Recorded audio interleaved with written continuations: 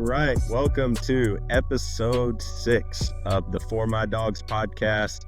This is a podcast that exists to talk about what it's like to be a man in today's world and to highlight that we can't do it alone. I'm here with my dog, Johnny. How's it going, Johnny? What is up? We're almost at the Tom Brady level with 7 right now. That's right. That's 6. We need one more ring. One more ring. Got to go to Tampa Bay to get it. But yeah, this is episode 6, man. I thought, last episode is probably one of my favorites so far. Right? I know. And we didn't do, so sorry for everybody that was just waiting all week for the intro. But for those of you who don't like a longer one, that was kind of our shortest episode. So let us know if you like short episodes. I can't promise that we're going to keep that up, but that may be a thing, may not. Yeah, maybe that's just the way we should do it moving forward. And if you think it is, please let us know by commenting or send us a message. That would be super helpful for us. We welcome feedback. So we want to do what you guys feel like would be best. So let us know. Yeah, we've got some people like Instagram through story or whatever, and Tucker and I read them and we try to and we do respond to them, and we get excited. I think someone messaged us and I texted Tucker. I was like, dude, this guy just texted us, and it makes me excited, not just because we're trying to get views or numbers. It's just because I'm like, man, this thing is working. People are actually listening to us. I was at the wedding with my sister, and I think by the time this podcast airs, it'll be a few weeks, maybe after that. But people were saying, man, I love your podcast. And I kept saying, you listen to it? And they're like, of course you do. And they're like, why'd you get that reaction? And I was like, I didn't think people were going to listen to Tucker and I talk. And so the fact that people are shows that it's all God that you and I have done. It's no offense, but it's God has had favor over this, and he has spoken through the mouths of donkeys with you and I, Yeah, absolutely. And I mean, this whole thing, as I've been talking to people, I try to let them know that, you and I didn't have a clue what we wanted this podcast to be about. We just said, we're going to sit down to record because we know you just got to start. Right. And then you got to start somewhere. If you don't start, you'll never do it. So you just got to start. And the Lord was just doing all this stuff behind the scenes and in both of our lives, and just kind of brought us to the place of landed on what we landed on. And it's just been so encouraging to see how he's confirmed just through the stories we've heard, through people reaching out his hand's been all over this. And so that's super encouraging. Oh, it's always encouraging. It's almost like we're finding our purpose through this.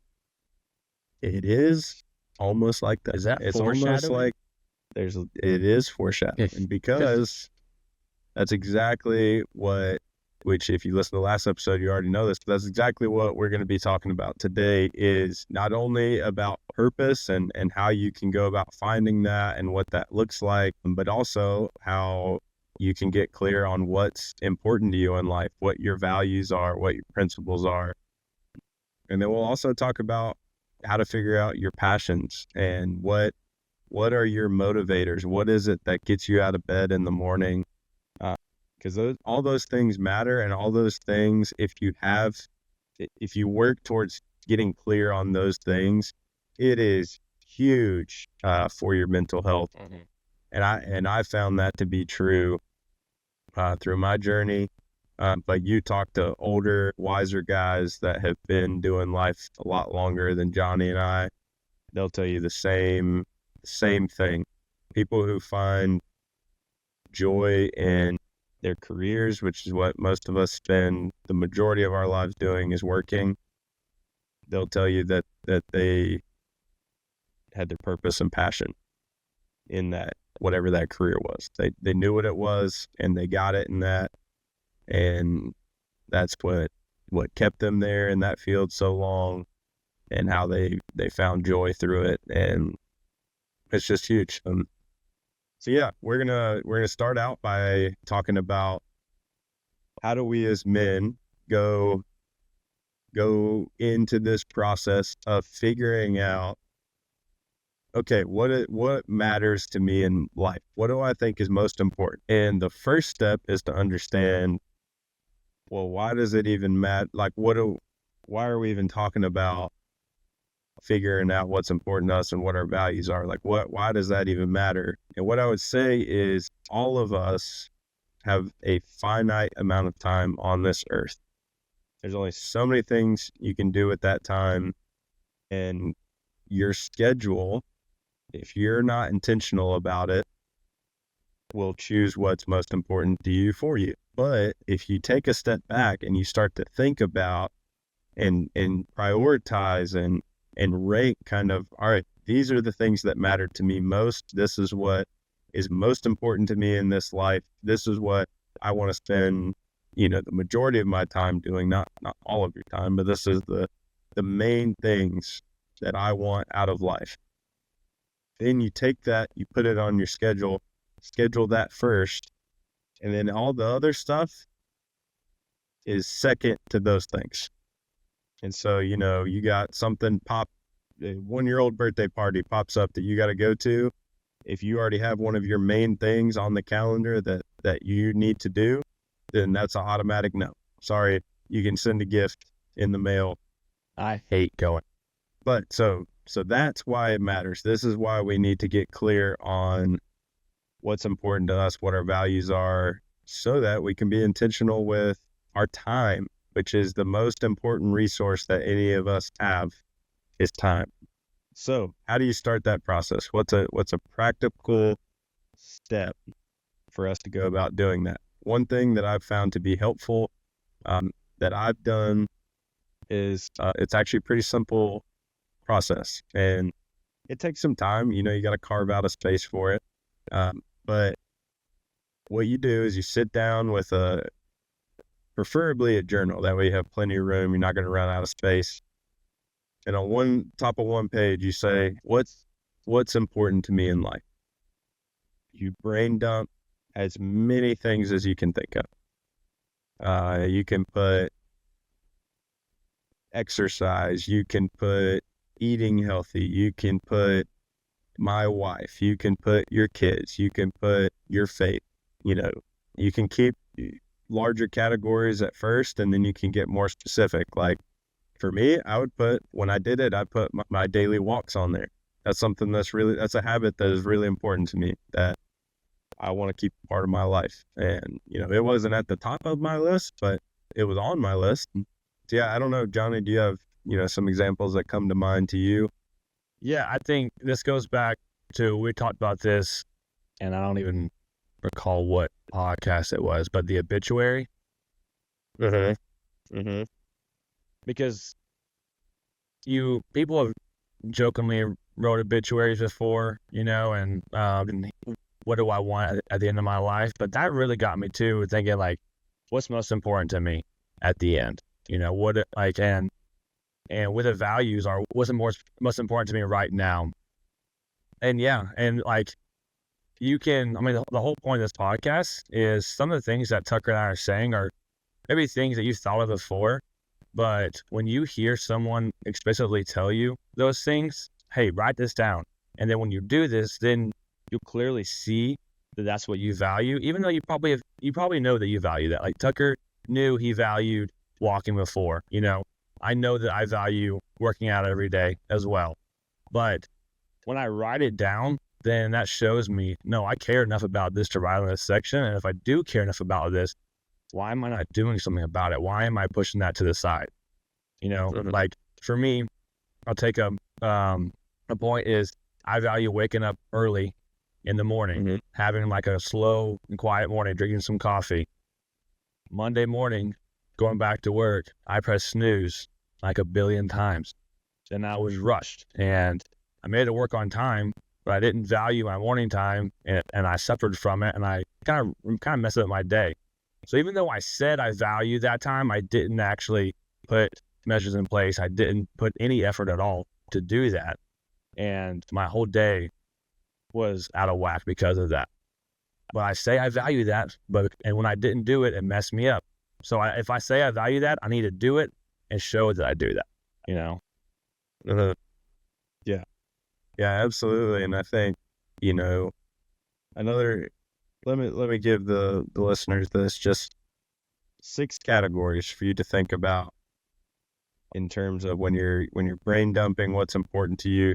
Try and think in these 6 categories and see what comes to mind.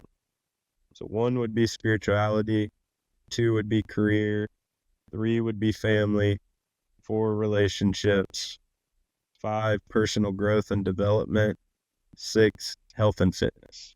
If you can kind of think in those 6 like big categories, it'll help you kind of have some ideas that come to the top of mind that you can write down as you're doing this process. So when you say, what's important to me in life, what comes to mind from those kind of 6 contexts in life?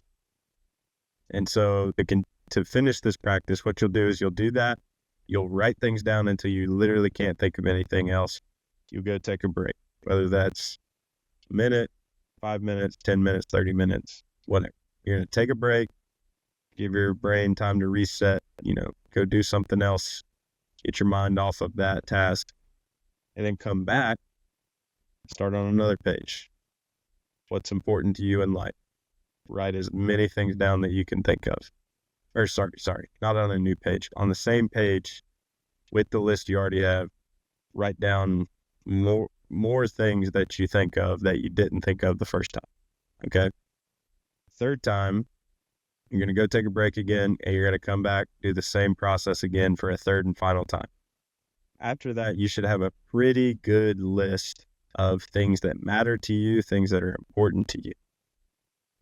Now, that's just the starting place. From there, you want to determine which of those are most important to you.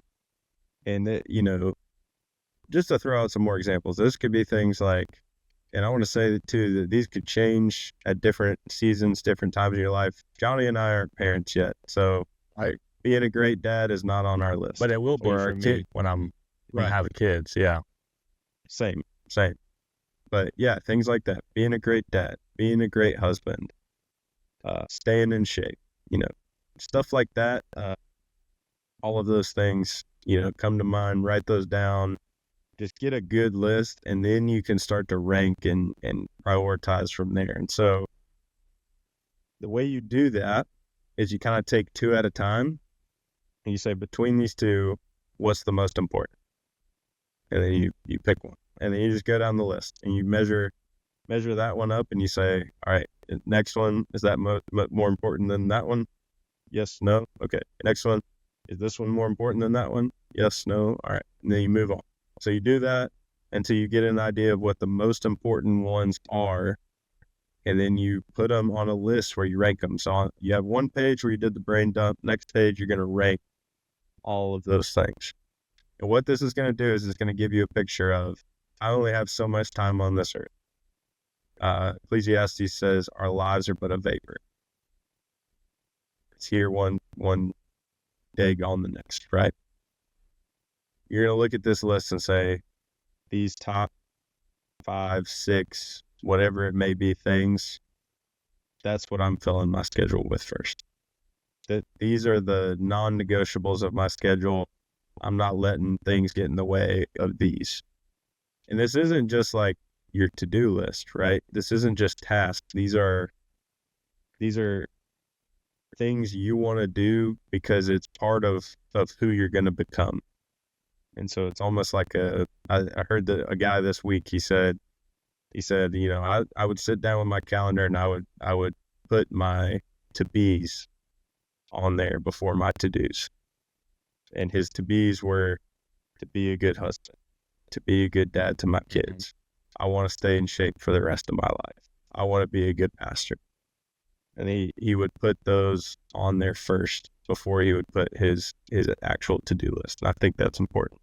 So that's why this step matters. But yeah, go ahead. No, I like that, because what we think we value at first, once we have so many things that we value, we'll start to see, okay, I don't really value that as much.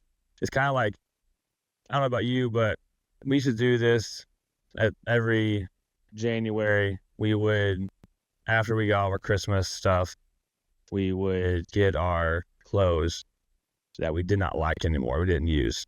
So my parents would be like, okay, you got some new clothes, you got some new stuff. Are you still wearing this shirt that's in the back of your corner? You want to keep it, but it's really that valuable to you anymore. And you kind of like, okay, and then you realize it's not as a big deal. You like this shirt more. And so you wear that shirt more. The same with this thing is, once you have all this stuff, I'm not saying it's not important. We're not saying you can never do those, but what are you going to focus most of your time on with that? And the one thing I like about this is that, this whole podcast is about purpose, and there's so many podcasts about purpose. When I was studying for this podcast, I just typed in purpose on Spotify, and you have all these podcasts about it. And a lot of them are about passion, which is important, and we'll talk about this, but I don't think a lot of them start with this aspect on it. Because, when you talk about passion, I think I heard someone say this, that you're looking, or if it's about purpose, you're looking in the wrong direction, right? Whether you want money or fame, to find your purpose, you need to stop looking outward at things and start looking inward, right? If you want to find what is your purpose, what is your passion, look inwards at you, what you value the most, and that's where you'll find your purpose. I mean, that's kind of like, and I think that's amazing that we're starting with values and not starting with passion. I kind of like that, because I think passion is so important, purpose, and with all that, but I think values, you need to start with that. And I really am grateful that you started with that on that podcast. Yeah, and it's, I think another really important thing to note with this is it's one thing to put all of these things down on the page and say, yeah, this is what's most important to me. The next step in that is asking yourself, but am I aligned with what I'm saying is most important? That's good. So I'll give you an example. I'll confess to you guys, okay? Like, since I've been in ministry, I've pounded the table that discipleship is important. That's what Jesus called us to. That is the Great Commission, right? The great command of Jesus was to go and make disciples, in tandem with love God and love other people, which are the greatest commands. The next, right there with that, is the command to go and make disciples. And, I've been vocal about that. And at times in my life, I have made that an utmost priority, and I have formulated and made my schedule around that being a priority. And I think just lately in life, I don't really know exactly what happened, but I've just kind of let that take a back seat, and it's on the back burner. And so, I had a moment this week just hearing a guy talk that came and spoke to our staff, where I was just really convicted, and I was like, what are you doing, Tucker? Like, this matters, this is important, this is one of your top values and what you think is important in life, and yet you're not doing it. And the question that hit me is, he said, a lot of pastors will say that discipleship's important. If you ask them, they'll raise their hand and be like, yeah. And he's like, the next question I asked them are, what are their names? So what are the names of the guys that you're actually discipling and spending time with and investing in and being honest and vulnerable with? And who are you training up? Who are you spending time with? And I was like, man, it was good for me to hear that. And so I went home immediately, had a conversation with Haley, and I was like, Haley, I want to get you on my calendar first so that I can make time for discipleship. You're my most important relationship, but God's also called me to make disciples of other people's and invest in other relationships too. And I feel this conviction that I need to do that, but I want to make sure you and I have time first, because you're what's most important. And so when you get this list, don't just let it be a list, but actually ask yourself, all right, I'm saying this is important to me. What do my behaviors say? What do my actions say? Is that aligned with this list that I've put together? Man, that was good. You were preaching just now. Well, yeah. Man, that was, gave me chills. Yeah, I mean, that's just the Lord, man. No, but that's He got a hold of me. It's so true. Because I think, and we're going down a rabbit hole, and so pull me out in a second, but like a lot of pastors, I think, do God, church, family. And so I think that's really, that you said God, family, church. Those things are equally as important. You know, they're like, or they're those equally matter. They all matter, but you do need to have that order in line. I take back my coffee one because you just said that. I was looking at this poster right here of Johnny Cash. My favorite quote from Johnny Cash is when he's asked about his perfect day. He says, in the morning with her having coffee. My favorite quote from Johnny Cash. And so, you know what? I like to value my mornings, but I like to value my mornings with my wife drinking coffee, like the man right here taught me to. So that's right. The legend. But yeah, no, that was a really good. I like that because I also saw there's this one, and I watch a lot of workout videos, and I don't know what his name is, but like he has no neck, and he's like, I mean, swole, but he trapped. Yeah, just like all traps, you know. Yeah. But he says this thing because workout videos, they just have I've always have a motivational part in it, and he says, where you are because of the way you act, or are you acting because of where you are?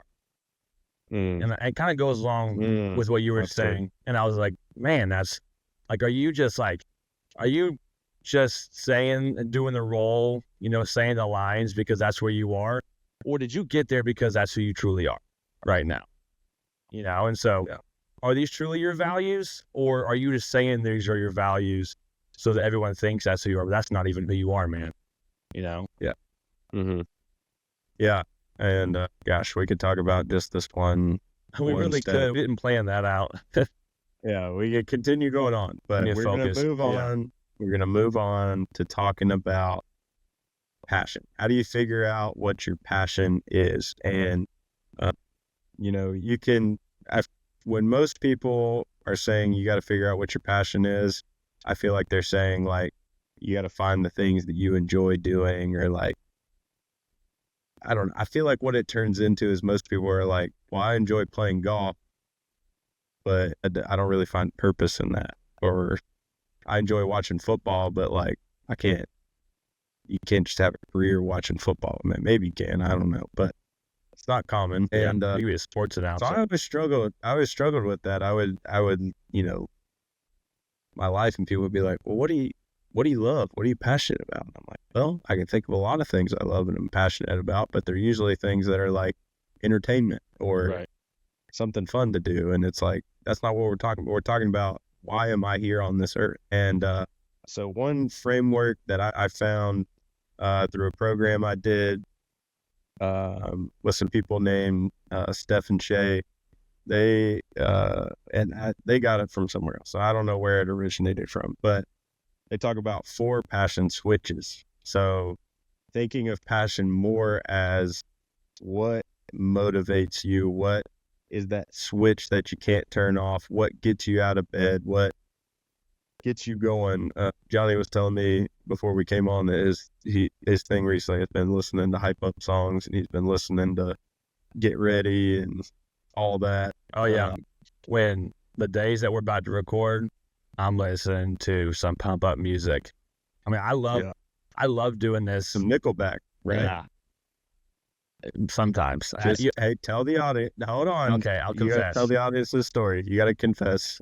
You hated Nickelback. I hated Nickelback, and I was working out on a random Spotify playlist, and I started liking the songs, and I didn't know what songs they were, and then I was like, man, what is this song? I need to download and save this song, and it was a Nickelback song.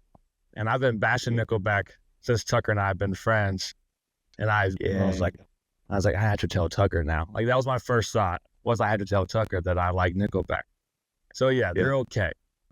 But yes, okay. I'm just kidding. They actually are pretty decent. And they're definitely like, I don't know why the trend was to bash on them, but yeah. People just jumped on the hate bandwagon like you did. I did jump on the bandwagon. Then I listened to a song and I was like, yeah, she's pretty good.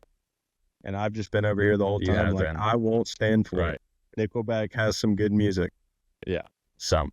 Anyways, another rabbit hole.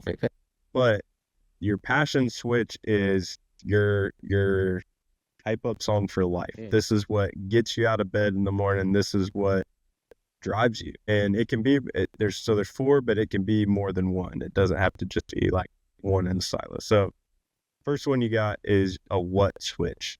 Now, a person who has a what passion switch is someone that does what they do because they love what they do in general, and they love every aspect of what they do. So an example that I think of is like, you got a football coach who they love coming up with the practice schedule. They love the actual practice. They love being with the players. They love collaborating with the other coaches. They love coming up with a game plan for Friday night under the lights. They love seeing that game plan come together in the actual game. They love the sound of the crowd. They love, win or lose, being in the locker room with the guys after and trying to learn from what they did well and what they did wrong.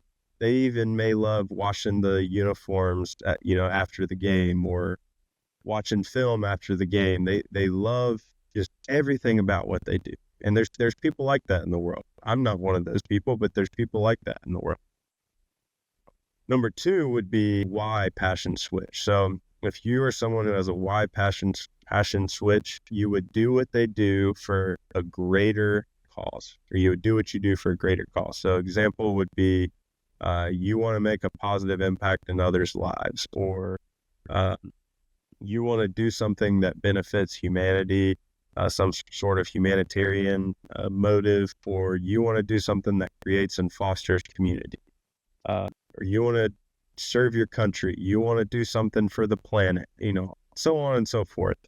You're doing something for a cause bigger than yourself, and that would make you, if that's one of your driving motivators, that would make you a why passion switch person. Number 3 would be a how passion switch. So these people do what they do with a desire to do it with precision, to be the best, or to do it better than anybody else can. So these people are like the really driven people, the perfectionist almost, like they love and get a high off of mastering something and doing it better than anybody else can do it. I think of guys like Tom Brady, Kobe Bryant, who are just relentless in becoming experts in their field. I think they had a how passion switch. And then the last one is a who passion switch. So these people are doing what they do for someone else. This could be for their family. It could be for their spouse. It could be for their kids. It could be for their clients and customers. It could be for their business partner that they work with, their team, their fellow employees, so on and so forth, right? They're doing it for other people. That's what gets them out of bed. That's what they love. So an example would be someone who's in like an administrative role, and maybe that doesn't excite a lot of people. That makes me bored to tears. I don't like administration. But someone with a why or a who passion switch can do that administration role and knock it out of the park, even if it's not that they love every aspect of what they do, but they're motivated to make the lives of the team that they work with better. And they're going to do that by being a great administrator. Yeah. That would be an example of a who passion switch. So just for full, transparency, my 2, and I've actually gone back and forth a couple times, so just know these can change as you learn more about yourself and you have conversations with people. But I would say my number 1 passion switch is my why passion switch. And I learned this, being in a field where I didn't feel like I was doing something for a greater cause, just kind of made this more clear to me. But I've learned that I need to be working for something bigger than myself in order to be motivated, to get after it, put the work in. Like, I gotta be moving towards something bigger than myself. And for me personally, selling commercial flooring didn't vibe with that for me. And for some people that may work, and maybe they do think that serving some greater cause, more power to you. But for me, that wasn't the case. And then I would say second to that is I have a who passion switch too. Like, I'm so people oriented, and I love being with people. I love hearing people's stories. I love seeing people change and transform through the power and love of Jesus. So I love just I truly love being around people. And Amen. so a big part of what I do and why I do it is because of the people involved at every step of the way. So those are my two, Johnny. I don't know if you remember your two when we went through this. Yeah. Okay. I would say my number one is why, and the same like for yours. Like we said this in the first episode, like a construction rental job, and I mean, like, I'm not trying like to beat it on my chest, but like I was pretty decent at the job, enjoy the guys that I worked with, but man, I did not enjoy getting out of bed. You know, I could not wait till 5 o'clock. I wanted the weekend to last forever, you know, and I would take me for like, I'm not really a morning person. And so it would take me forever just to like finally by lunchtime, I was like, okay, I'm awake for this job, you know. Now that I'm a teacher, whether I have, I mean, sometimes I have 6 cups of coffee, which is not the best, but yeah, we can talk about that later. But sometimes I don't have 6 cups of coffee and I'll just go on one and I still have so much energy. I love being outside the door and just like having the kids up as they come inside and just like talking to them. And I love hearing something that they're excited about. I love hearing about history. Like what I do in the beginning is I say, who hates history? And kids raise their hand. I go, me too. And I go, what? And I love explaining, like, you know, history is so boring and my goal is to make you love it. And so when we do Greece and study that, we go out onto the track and I put on a full-on Olympics for them. You know, like I'm not paper and pencil kind of guy. I like to get out of the classroom. So like my why for this is like for you is I like to make an impact. And I think that, you know, this next generation, they need people in their lives. And I think that people just write them off because, you know, how bad some of them are. And like, okay, well, they're already X'd out. And I was like, no, we need to dive in deeper. We need to help them out as you're X'ing them out. So that's my why, because I am running towards those kids when people are walking away from them. And so that's why I think when we talked about this, my second one was like a what or a who, because like I love what I'm doing and I love who I'm doing it for. So I think maybe my number one is why, and I'm 50-50 on what and who. I kind of just explained that. That's totally fine. Yeah, that's totally fine. Yeah, thank you for sharing that, man. I think it's so helpful to figure that out, because then you're like, it would change the game, man. Yeah, because then you know it's like, all right, if I'm feeling like a lack of motivation, maybe it's because I'm losing sight of. And I'm speaking specifically for me in ministry. It's like, all right, if I'm losing motivation in ministry, is it maybe because I'm losing sight of the greater cause that I'm working for? Right. Or am I losing sight of the people? Am I losing sight of who it is that I'm doing this for? Right. Because we can do that. We can lose sight, and then we could start to like question our purpose. But if you ask those questions, then you can get back centered and be like, oh yeah, this is why I'm doing what I'm doing, because this is what gets me out of bed. I need to refocus on that, and then boom, you're right back in the. Yeah, and now your job is not your identity, and don't put your identity in your job. However, you are at your job most of your life, unfortunately. Yeah. And so that's just the reality. Right. Yeah. And the American dream is to just get a job and pay for your family. That might be noble, and some guys do it, and I'm like, hey man, you know what? Props to you. I couldn't that way.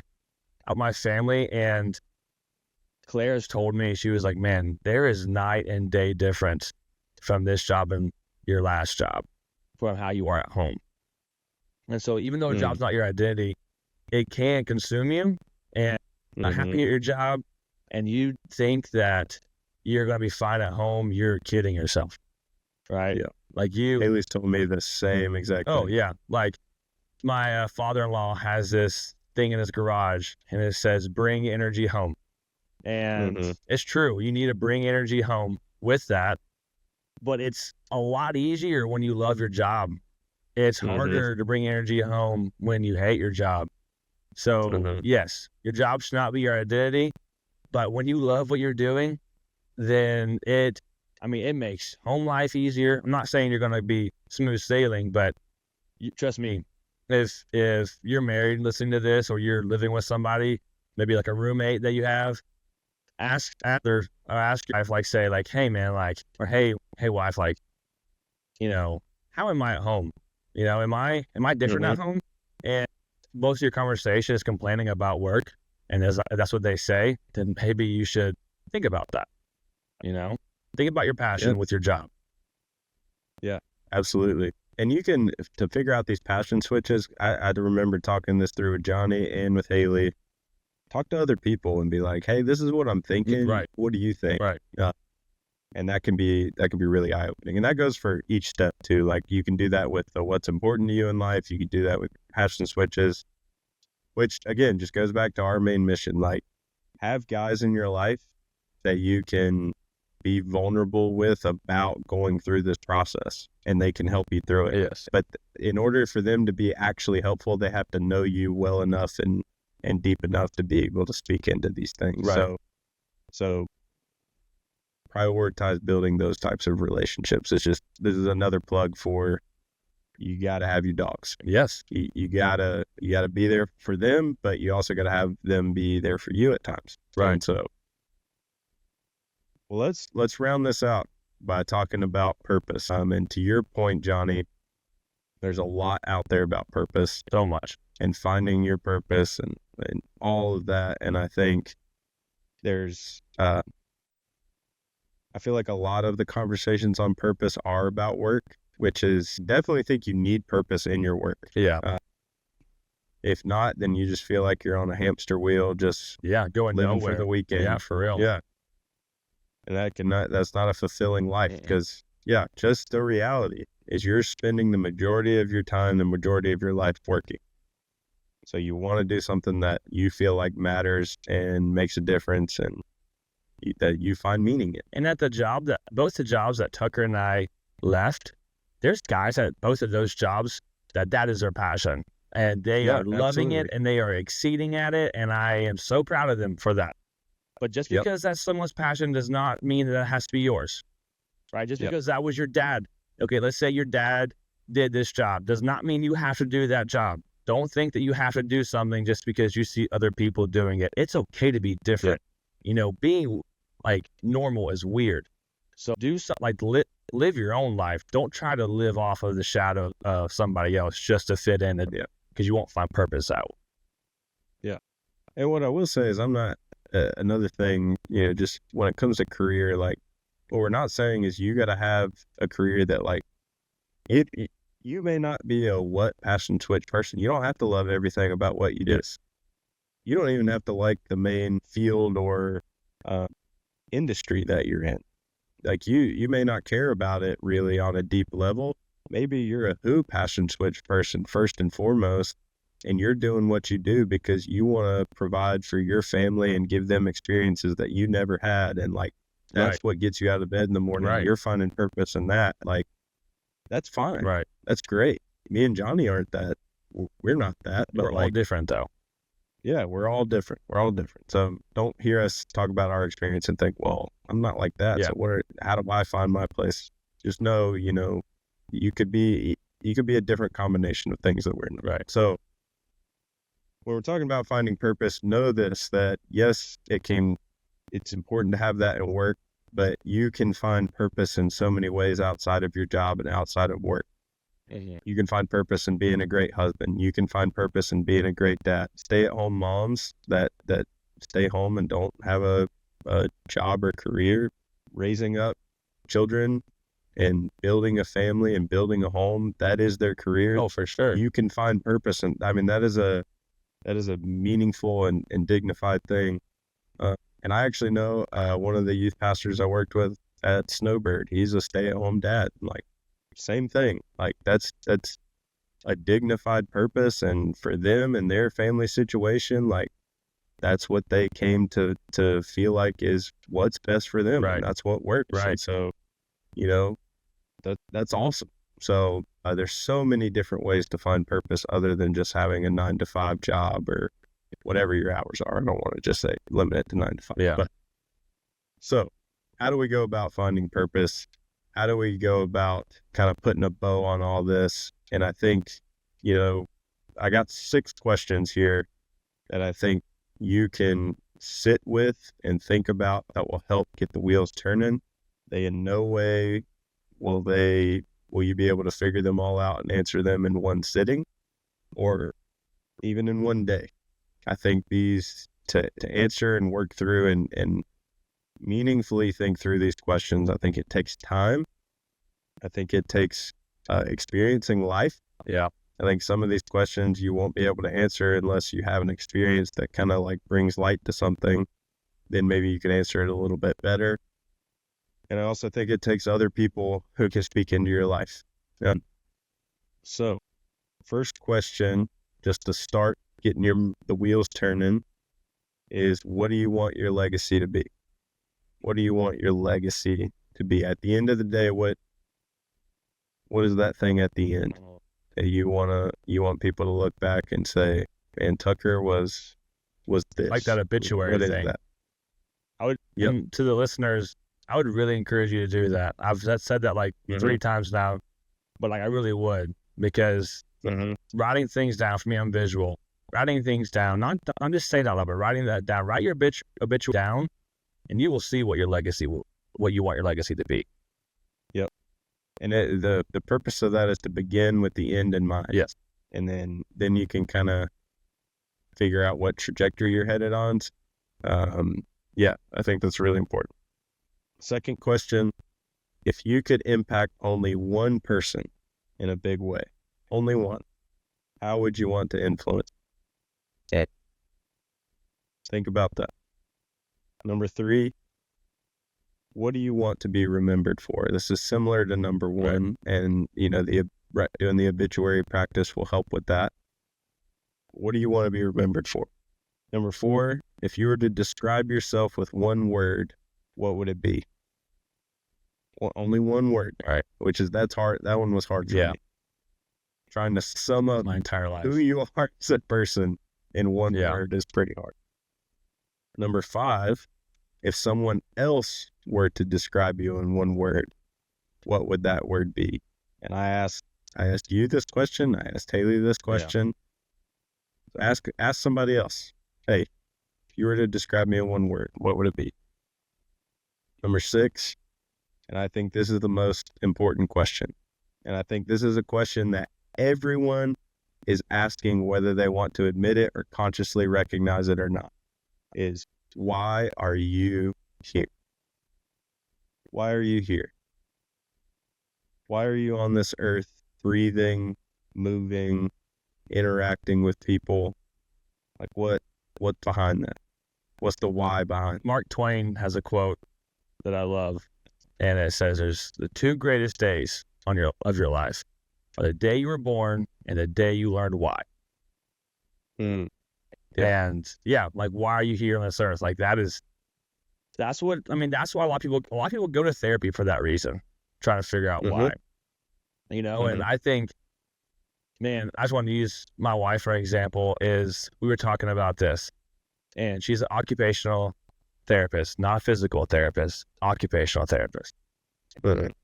She said that she didn't always want to be an occupational therapist, but when she looked back at her life in high school, she would always finish her work early and she would go help the special education classes, which is now what she's doing now. And so she's looking at like, she didn't realize, because in college she wanted to be a nurse, and then now she changed that into occupational therapy, and so she learned by looking backwards at her own life. She was like, my why has always been in front of me. I've been distracted by other things, but now that I know my why and that this has always been my why, I was created for this. Now she is like, I am full, like I'm looking like full steam ahead, and I love what I'm doing, and I'm never doing anything differently. And she's killing it right now. I'm a little biased, but she's killing it right now. So yeah, but like she knows her why. But like we said, it's not going to be a click for everybody. This is going to take some time. It's a marathon, not a sprint. Right. And man, I think that is huge to for her to realize, like, yeah, looking back, I could see all these things that were preparing me for this. Right. I just didn't realize it at the time. Yeah. And that's why we were saying at the beginning, like, part of figuring out what your purpose is, and this is where I think some of the self-help stuff that's out there, whatever category you want to put that in, falls short when talking about purpose, is it's not just a light bulb. Like, you don't just come to this like, oh yeah, this is what I was put on the earth for. Boom, I'm easy. I think you have to go through things and have experiences that aren't what your purpose is, that are actually could be the opposite of that, to get you closer to what your purpose is. Find what I don't like. Yeah. And I think that is, that's a huge part of figuring out what your purpose is. And I can't remember if I said this on a podcast before, but Matthew McConaughey was asked one time, like, if you could go back in life and you could do anything, what would you do? And he said, I would fail more. You learn more about yourself through failure or through going through something difficult than you ever will being comfortable or right where you need to be. And so the Lord, in his grace and in his mercy and his infinite wisdom, he'll take you through some experiences that may be tough and that may not make sense to you at the time. And you may be like, God, why do you have me here? Why am I doing this? This doesn't feel like this is my purpose at all. And then you'll look back, a year, 2 years, 20 years down the road, and you'll be like, I see. He had me there to prepare me for this. And now it all makes sense. Yeah. And I think, so I would write down these 6 questions and start to, think through it, try and answer them to the best you can right now. But don't just put it on a shelf and let it collect dust. Keep these questions kind of percolating in your mind, because as you go through life and you have more experiences, this picture will become more and more clear for you. And I want to, call back to the last podcast. We read a passage of scripture that's just been on my mind a lot lately, but Hebrews 12, 1 and 2, Paul talks about running the race set before you, laying aside all the things that sin and things that so easily ensnare us, keeping your eyes fixed on Jesus, the author and perfecter of our faith. And I think with purpose, what we're talking about is you have a race that's set out before you. And there may be some winding roads before you see the finish line. But when you get there, you're going to be able to run, and you're going to be able to run well, because you're going to see the end, and you're going to be like, okay, I know where I'm going. I know why I'm here on this track. I know what my goal is, what I'm aiming for, and all those things that are weighing you down and the burdens will start to come off, and you'll just feel the wind on your face as you run faster towards that finish line. And that's why this is an important topic to talk about, is because each and every single one of you listening, you have a race to run that God's given you. And it's not my race, it's not Johnny's race, it's your race. And you're on a journey to figure that out, to start to get a picture of the finish line and where it's at and how far out it is and what you're headed towards. And you need to work at figuring that out. And you may take a wrong turn. Oh, yeah. But get back on the track, keep running, and you'll eventually see the finish line. Yeah. And man, like we said, there are so many podcasts about finding your purpose, because we all know that we're on this earth for more than just Monday to Friday, right? Like, we know that there's more on this earth than that. And I like McConaughey's quote, and yes, you're going to fail. And when you fail at life, when you can't find your purpose, don't think, oh, I have no hope. If maybe depression or anxiety is getting you down and it's weighing you down and you're getting anxious, man, I cannot find my purpose. I'm spiraling out right now. Don't just throw in the towel from that. You're like we said, I think I said this earlier, is that mental health is not this linear thing, right? You're going to have ups and downs through this, right? And when you're in those valleys, our whole goal of this podcast is that we are here for you in those valleys to help you bring you back up from there. And I think I did a song 2 podcasts ago. Tucker and I are big song guys. Man, Judah and the Lion, just a phenomenal band. If you have never been to their concerts, it's still one of my most favorite concerts I've been to. But he has a song on here, and it's called Beautiful Anyway. And I've even thought about getting some of these lyrics on like a tattoo because they give me chills when I hear them. But at the end, it says, raise your hands, take it a second and breathe in, singing, I am here for a reason. And away you fly, free with your head held so high, 'cause you never let up the fight, and you never gave in on those days in the pain. You are here for a reason. I'm going to say it again. You are here for a reason. You are worth more than you think you are. You are enough, and Tucker and I love you. And if you feel like you have no idea what's going on and you don't feel like you are enough or you don't feel like you're worth anything, please reach out. We don't know if you're going through something if you don't reach out. Or you don't have to reach out to us. You can reach out to somebody. But no, we can't find your purpose right now. That does not mean that it's over. You are worth so much more. And we are proud of you. We think you're doing awesome. And we cannot wait to hear about the finish line and the victory at the end of that race. But man, you are still running that race. So keep running that race and find a dog to run it with you to push you from behind. Because brother, we love you and you are enough. I don't know what more I can say than that, Boom. Just mic drop right there. Yeah, that's awesome. Well, as always, thank you guys for listening, for tuning in. If you have a story that you want to share, that you think is powerful about how you've overcome through the help of other men in your life or through being honest and vulnerable, and you've seen the power in that and you want to share it with us, please do. Yes, please reach out through social media or you can email us, and I'll put the ways you can do that on the screen. But yeah, please reach out.